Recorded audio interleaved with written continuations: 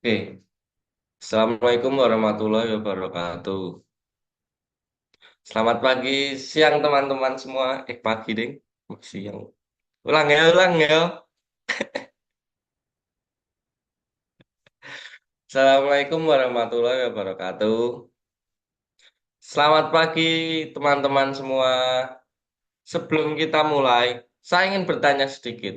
Pernah tidak kita melihat suatu kasus yang baru ditangani setelah viral di media sosial atau bahkan muncul istilah no viral, no justice? Nah, fenomena inilah yang menjadi latar belakang dari presentasi kami. Pada kesempatan ini, kami dari kelompok 2 akan membahas topik yang berjudul Analisis Yuridis Implementasi Persamaan Kedudukan Warga Negara dalam Fenomena No Viral, No Justice di Sistem Peradilan Pidana Indonesia. Indonesia. Melalui presentasi ini, kami akan mengajak teman-teman melihat bagaimana sebenarnya kedudukan warga negara di depan hukum. Mengapa fenomena tersebut bisa terjadi, serta solusi agar keadilan tidak harus menunggu viral terlebih dahulu. Agar presentasi berjalan lebih interaktif, teman-teman boleh mencatat pertanyaan selama pemaparan berlangsung. Dan nanti akan kita diskusikan di sesi tanya jawab. Baik, sebelumnya perkenalkan nama saya Muhammad Tarik Rifki dan dalam kelompok ini ada Nadia Putri Kalinda Widianto, Putri Cahya Lukinanti, Kowiyah Rahmah, Vivi Johnson Evander Tonic, Lutfiana Yasmin, Sabita Alfi Rahmah, Maulin Nevia Diasora, dan Yohana Alicia Gunati.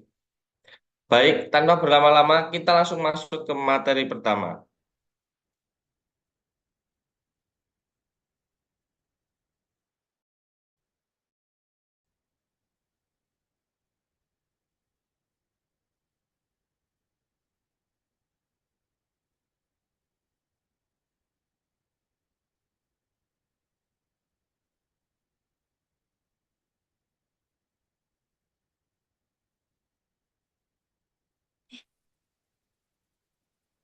Baik, latar belakangnya akan dijelaskan oleh saya.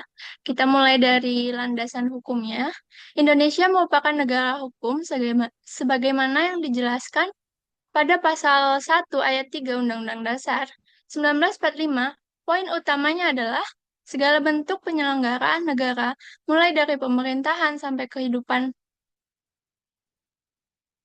kehidupan masyarakat harus berdasarkan pada hukum, bukanlah pada kekuasaan absolut. Hal ini kemudian diperkuat dalam pasal 27 ayat 1 yang menjamin bahwa setiap warga negara memiliki kedudukan yang sama di dalam hukum dan pemerintahan tanpa pengecualian. Artinya, secara teori, status sosial, kekayaan, maupun jabatan seseorang tidak boleh menjadi kartu sakti untuk mendapatkan perlakuan istimewa ya, di hadapan hukum. Namun, realitanya di sini terjadi ketimpangan meskipun aturan kita yang tadi sudah saya sebutkan itu sangat ideal, tapi penegakan hukum di lapangan seringkali masih terasa diskriminatif. Kondisi inilah yang melahirkan fenomena no viral, no justice. Istilah ini mencerminkan kegelisahan masyarakat bahwa aparat penegak hukum seolah-olah hanya akan memberikan perhatian yang serius untuk kasus yang meledak di media sosial. Ah, Inilah menjadi tanda tanya bagi kita. Apakah keadilan itu cuma milik mereka yang kasusnya viral?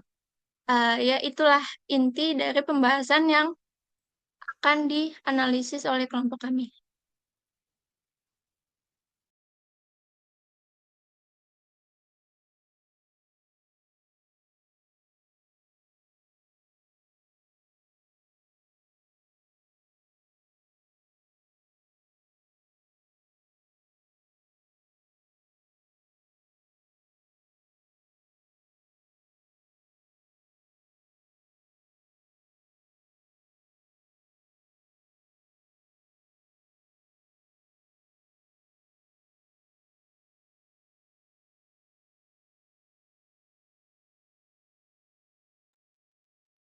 Baik, selanjutnya itu rumusan masalah.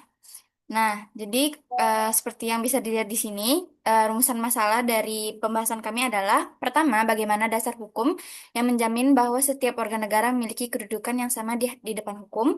Kemudian, mengapa fenomena Navarro Justice ini bisa terjadi dan bagaimana dampaknya terhadap keadilan bagi warga negara Indonesia. Kemudian, yang terakhir adalah apa saja solusi agar penegakan hukum di Indonesia bisa berjalan adil bagi semua orang tanpa harus menunggu viral di media sosial. Nah, tujuan dari pembahasan ini adalah untuk menjelaskan landasan hukum yang menjamin bahwa setiap warga negara memiliki hak dan kedudukan yang sama di mata hukum, kemudian membedah alasan di balik munculnya fenomena no-viral justice, serta dampaknya terhadap proses penegakan hukum di Indonesia, kemudian juga untuk merumuskan solusi dan langkah perbaikan agar sistem peradilan dapat berjalan adil bagi semua orang tanpa harus bergantung pada viralitas di media sosial. Lanjut.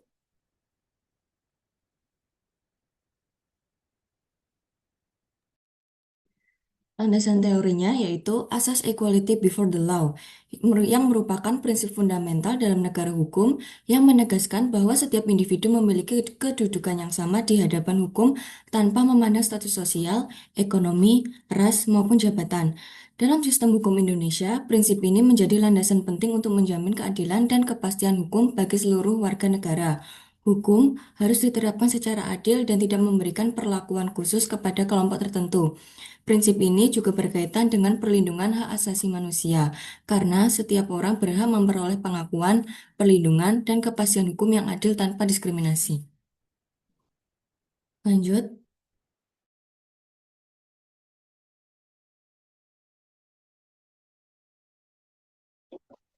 Kemudian ada kewajiban aparat penegak hukum. Dalam sistem peradilan pidana, aparat penegak hukum memiliki kewajiban untuk menegakkan hukum secara profesional dan objektif. Untuk kepolisian, kepolisian memiliki tugas melakukan penyelidikan dan penyidikan terhadap suatu peristiwa yang diduga sebagai tindak pidana. Selain itu, polisi juga wajib menerima laporan masyarakat sebagai bagian dari pelayanan hukum. Sementara itu, jaksa penuntut umum memiliki kewenangan untuk melakukan penuntutan secara serta melimpahkan perkara ke pengadilan. Dengan demikian, aparat penegak hukum harus menjalankan tugasnya secara transparan dan tidak dipengaruhi oleh tekanan opini publik. Selanjutnya,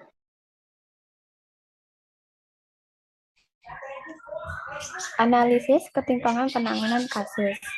Dalam praktiknya, terdapat ketimpangan dalam penanganan kasus hukum di Indonesia. Beberapa kasus yang menjadi viral di media sosial seringkali mendapatkan penanganan yang lebih cepat dan intensif dari aparat penegak hukum. Hal ini menunjukkan bahwa aparat sebenarnya memiliki kemampuan dan sumber daya untuk menyelesaikan kasus secara cepat. Namun, di sisi lain, banyak laporan masyarakat kecil yang tidak mendapatkan perhatian yang sama dan bahkan seringkali mengalami stagnasi dalam proses hukum. Kondisi ini menimbulkan kesan bahwa keadilan hanya dapat diperoleh ketika suatu kasus menjadi viral di media sosial. Lanjut.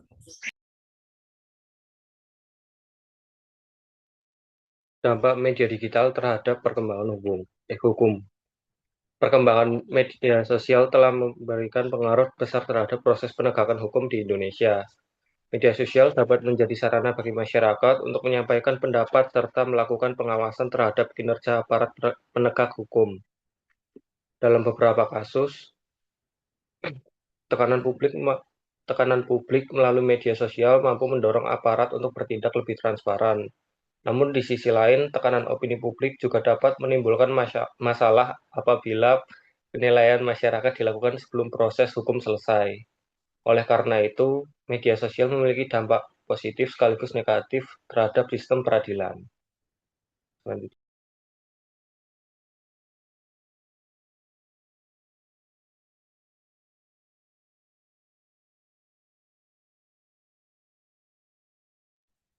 Untuk yang selanjutnya, hambatan implementasi pasal 27, implementasi prinsip persamaan di hadapan hukum masih menghadapi berbagai hambatan, antara lain, yang pertama, malah administrasi dalam birokrasi penegakan hukum, seperti penundaan penanganan perkara. Dalam penegakan hukum kita sering terjebak dalam maladministrasi, khususnya undue delay atau penundaan berlarut. Tanpa tekanan publik atau viralitas, proses hukum cenderung stagnan. Ini membuktikan bahwa sistem kita belum mampu memberikan pelayanan yang setara secara otomatis bagi warga negara biasa jika tidak dipicu oleh opini publik. Yang kedua, keterbatasan jumlah aparat dan sarana, sehingga tidak semua laporan dapat ditangani secara optimal. Dan yang ketiga, budaya yang belum optimal. Faktor budaya hukum mengacu pada teori Sukanto pada tahun 2012. Penegakan hukum sangat bergantung pada mentalitas aparat. Analisis dari Fitriani 2025 menunjukkan pergeseran ke arah akuntabilitas performatif. Artinya, aparat bekerja secara progresif hanya saat di bawah tekanan pengadilan netizen. Ini menciptakan ketidakadilan hukum atau legal injustice, karena intensi digital menjadi lebih menentukan daripada bukti material. Hambatan-hambatan tersebut menyebabkan prinsip persamaan di hadapan hukum belum sepenuhnya terwujud dalam praktik. Lanjut. Setelah menelaah berbagai ketimpangan dan hambatan dalam implementasi persamaan kedudukan warga negara, bagian ini akan memaparkan langkah-langkah strategis yang dapat diambil memulihkan martabat sistem peradilan di Indonesia. Jadi, untuk mengatasi fenomena no feral no justice, diperlukan beberapa langkah reformasi dalam sistem penegakan hukum. Salah satunya adalah melakukan digitalisasi sistem pengaduan masyarakat yang terintegrasi dan transparan, sehingga masyarakat dapat memantau perkembangan laporan mereka secara langsung. Hal ini seperti yang disampaikan Maulana dan kawan-kawan, bahwa dengan adanya transparansi itu dapat meningkatkan kepercayaan publik, sehingga mereka dapat mengakses laporan secara real time tanpa harus menempuh jalur no viral no justice. Kemudian, setiap warga berhak mendapatkan pelayanan yang sama, sehingga standarisasi prosedur kasus yang tidak ditebang pilih. Jadi berdasarkan apa yang disampaikan Firmansyah, diungkapkan bahwa salah satu hambatan besar dalam akses keadilan belum adanya standar pelaksanaan layanan yang merata, sehingga perlu ditingkatkan lagi dalam peningkatan situs web untuk laporan pelayanan secara real time. Selain itu diperlukan keadilan tanpa membedakan status sosial maupun tingkat viral suatu kasus. Lanjut. Peran lembaga pengawas. Nah, pengawasan terhadap aparat penegak hukum juga sangat penting untuk memastikan bahwa proses hukum berjalan secara adil. Beberapa lembaga yang memiliki peran pengawasan itu antara lain Komisi Kepolisian Nasional dan Ombudsman Republik Indonesia. Nah, melalui pengawasan tersebut, setiap dugaan pelanggaran prosedur atau kelalaian aparat dalam menangani laporan masyarakat dapat ditindaklanjuti secara objektif sehingga kepercayaan masyarakat terhadap sistem hukum dapat meningkat. Selanjutnya. Baik, sekian presentasi dari kami, maka saya akan memberikan kesimpulan dari apa materi yang telah kami sampaikan. Nah, dari pembahasan kami tadi, dapat kita simpulkan bahwasanya Indonesia itu sebenarnya memiliki dasar hukum yang kuat dalam menjamin persamaan kedudukan warga negara di hadapan hukum. Nah, namun dapat kita lihat bahwasanya masih banyak ketimpangan-ketimpangan yang ada dalam praktik penegakan hukum tersebut, sehingga bisa kita lihat banyaknya fenomena-fenomena, salah satunya yaitu no viral no justice ini.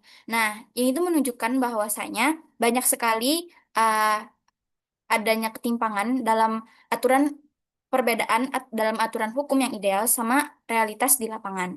Nah, maka dari itu eh, diperlukan reformasi dalam sistem penegakan hukum melalui peningkatan transparansi, penguatan pengawasan, serta profesionalitas aparat agar keadilan itu dapat dirasakan oleh seluruh masyarakat tanpa harus menunggu viral di media sosial.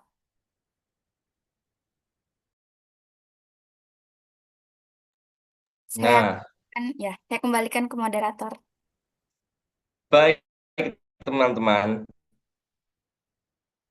Demikian pemaparan materi dari kelompok 2 mengenai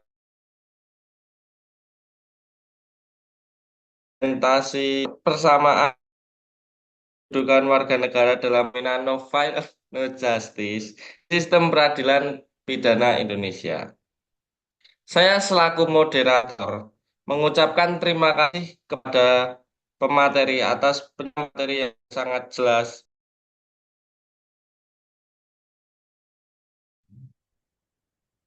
yang telah berpartisipasi aktif dalam sesi diskusi.